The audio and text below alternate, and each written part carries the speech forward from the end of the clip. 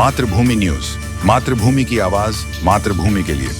સુરતની આર્થિક ગુના નિવારણ શાખાએ તમિલનાડુ મર્કન્ટાઇલ બેંકમાંથી 16.38 કરોડની લોન લઈને બેંકને આર્થિક નુકસાન પહોંચાડના ગુનામાં આરોપી અશોક કાળુભાઈ કાનપરિયાની ધરપકડ કરી છે। આ પ્રકરણમાં અગાઉ 28 જેટલા આરોપીની ધરપકડ કરવામાં આવી ચૂકી છે, ત્યારે સુરતમાંથી વધુ એક આરોપીને ઝડપવામાં પોલીસને સફળતા મળી છે, જ્યારે મુખ્ય આરોપીની પત્ની સહ આરોપી હતી। ફરિયાદી પ્રભાકર કાલિયપ્પા નાડાર દ્વારા નોંધાવેલી ફરિયાદ મુજબ આ ગુનામાં સંડોવાયેલ તમામ આરોપીઓ, જેમાં લોન લેનારા Tamil Nadu mercantile bank ring road શાખા સુરતના મેનેજર આર સુંદર ગેરંટી અને વેલ્યુઅરનો સમાવેશ થાય છે, તેમણે એકબીજાની મદદગારીથી લોન લેવાની પ્રક્રિયા હાથ ધરી હતી।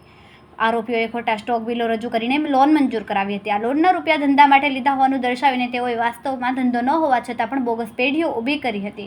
આ બોગસ પેઢીઓના નામે લોન લઈને મોર્ગેજમાં મૂકેલ પ્રોપર્ટીની વેલ્યુ ઓછી હોવા છતાં પણ ઊંચી કિંમતના ખોટા વેલ્યુ રિપોર્ટ બતાવીને સાચા તરીકે રજૂ કર્યા હતા। આ લોનના રૂપિયાનો ઉપયોગ પોતાના અંગત ખર્ચમાં કરીને બેંકને કુલ 16.38 લાખનું આર્થિક નુકસાન પહોંચાડાયું હતું।